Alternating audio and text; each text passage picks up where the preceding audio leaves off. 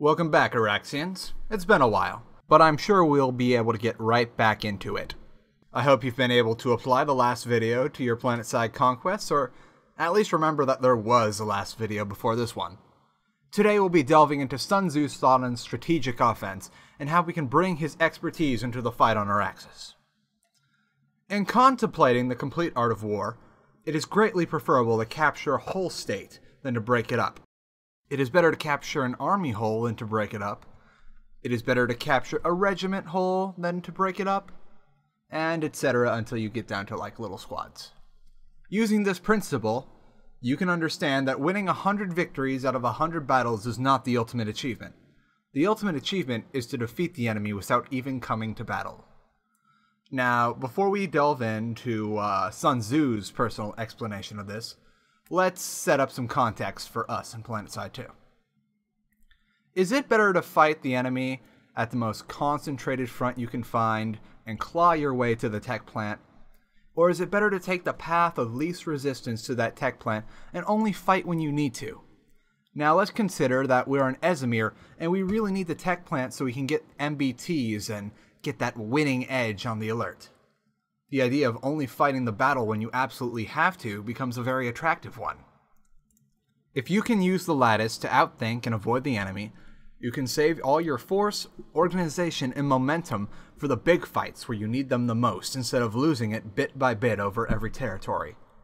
Learning how to do this will take a lot of time, and a lot of studying the lattice and how each faction will move across it.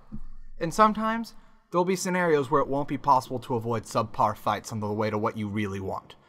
But you should be able to save your forces from bigger fights every chance you get if you really apply yourself to this. The chapter continues, "Thus, it follows that the highest form of warfare is to outthink the enemy. A skillful general must defeat the enemy without coming to battle, take his cities without a siege, and overthrow his state without a long campaign. He must make every effort under heaven to achieve total victory with his forces undiminished. This is the true art of strategic offense." On different sized forces, Sun Tzu states, "Thus, when deploying troops, if you outnumber the enemy 10 to 1, surround him 5 to 1, attack him 2 to 1, split them." Which, the split them bit is under debate over what he meant or if he even said it that way, but that's a little moot right now. If forces are equal, engage him in open battle. If you in turn are slightly outnumbered, evade his advances. If you are heavily outnumbered, withdraw completely. A smaller force, no matter how determined, will always succumb to a larger one. Let's focus on that last part for a bit. I know it goes against everything that we'd like to believe, but Sun Tzu is right here. The Zerg will always win. Now, since we don't have any sort of permadeath in Planetside 2, we don't really have to retreat in order to avoid casualties. But in almost every scenario where one force is larger than the other by a noticeable margin, the larger force is going to win. So how do we deal with that? Coordinating with other leaders to make combined fronts is a great way to deal with those larger forces.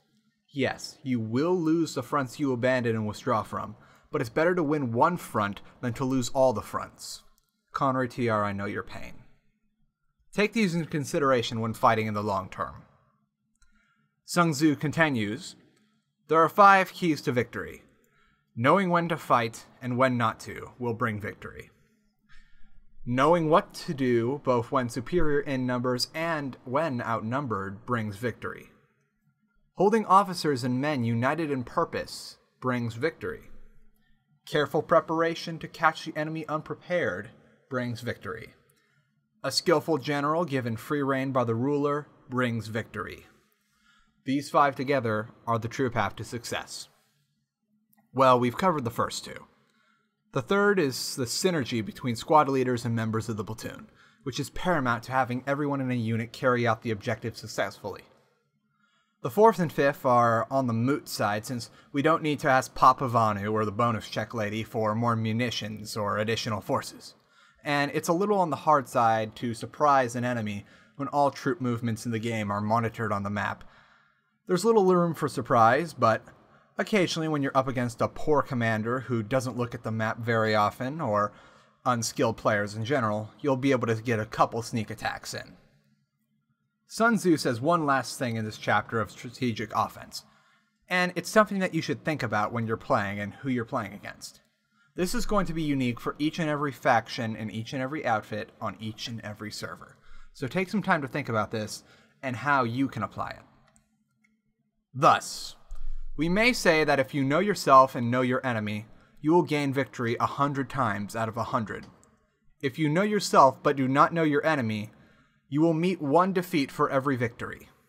If you know neither yourself nor your enemy, you will never be victorious. I'll see you next time, Araxians.